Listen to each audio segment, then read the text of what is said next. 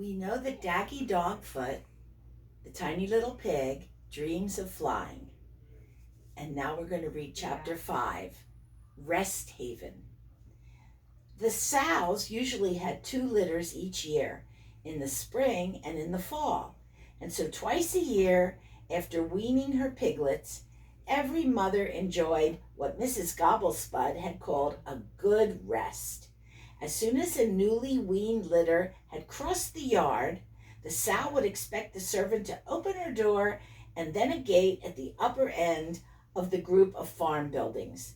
This gate was the entrance to a small field, which the pig man unimaginatively called the pig ground, but which the ladies always referred to as Rest Haven. Not long now, a busy mother would say to her neighbor at about the 7th week of nursing. Soon we'll be going to Rest Haven. Not that I won't miss the kitties. No, but you have to get away. Besides, it gives that lazy pig man time to give the house a good cleaning. Rest Haven was a small triangle patch of rough hillside, sloping down from a point at the top to a long base bounded by a brook. The other 2 sides were fenced with pig wire, and right in the center stood a great old oak tree. Most of the upper part of the little field was dotted with ant heaps. The morning after Daggy's brothers and sisters had left, the pig man came to number 5 and opened the door. Normally on these occasions, 1 or 2 heads might pop up along the row, and 1 or 2 shouts could be heard of, "Have a nice time!" But this time it was different, for no one remembered a piglet ever going to Rest Haven with his mother, much less a dag. By the time Daggy had politely said goodbye to Auntie Swiller and Auntie Gobblespud, every other head was up to get a look at this very strange baby. As Mrs. Barleylove made her stately way off after the lumbering servant, with Daggy trotting behind her, many and heartfelt were the good wishes that followed them, though softly spoken so as not to wake the squire. For Daggy, everything was new and wonderful. No sooner had the servant closed the gate than the little pig cried, "Oh, Mummy, isn't it exciting? Can I go off and explore?" "Go where you like, darling," said his mother, "but be careful of the water at the bottom of the field. Pigs can't swim, you know." "Pigs might fly, though," thought Daggy Dogfoot gleefully to himself as he ran over and off the summer grass. Oh, especially if they could find somewhere high enough to jump off. Mrs. Barleylove, watching her darling with pride, was quite amazed to see how fast he made his way around Rest Haven. When Daggy arrived at the very top of the field, he climbed up on the highest of all the ant heaps. He turned to face downhill and saw his mother looking up toward him. "Watch me, Mommy," he yelled, and leaped off. He nose-dived into the ground and turned a somersault. There's Daggy rolling down from the ant heap.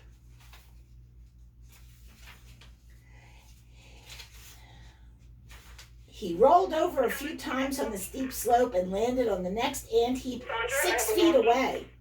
"Yes, dear, very clever," called Mrs. Barleylove tenderly, and went to the oak tree to look for acorns. He onto and jumped off everything he could find, every bank and ridge in the rough field, every ant heap, and several stumps of elm trees that had fallen.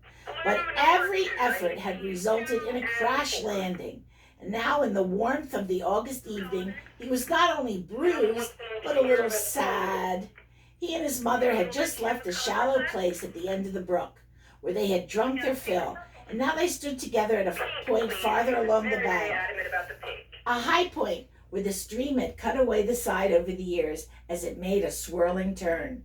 Here they were about 15 feet above the water, and behind them the slope of Rest Haven was steep and had short grass for some distance. "Suppose I started back up there and ran really fast," thought Doggy. "Mommy," he said, "did you say pigs couldn't swim?"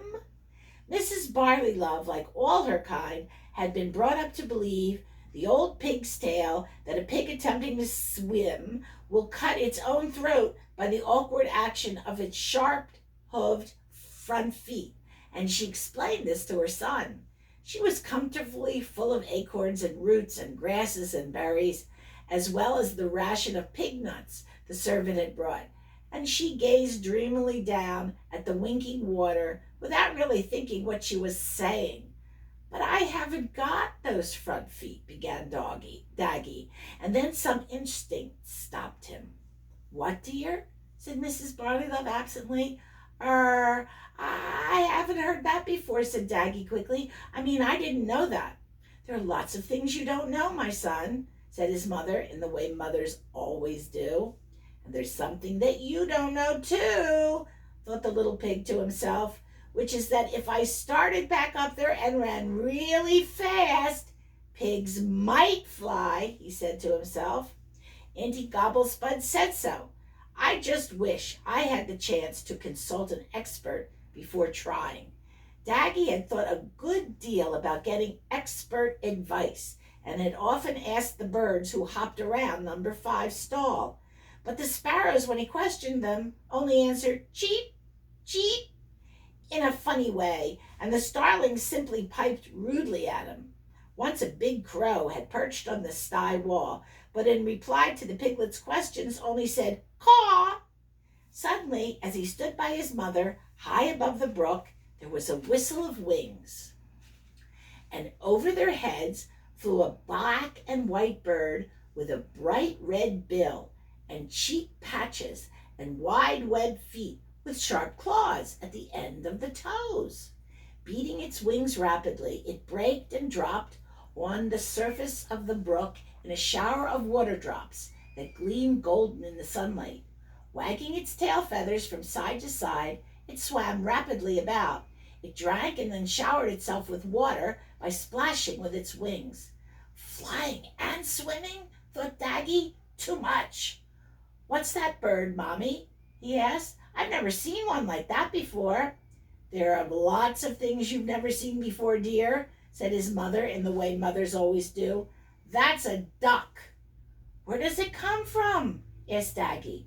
"Oh, Pigman keeps some ducks," said Mrs. Barleylow. "For their eggs, I think. After all," she went on reflectively, "even servants have to eat, I suppose. Let them eat eggs." "May I talk to it, Mommy?" said Daggy Dogfoot eagerly. "It won't hurt me, will it?"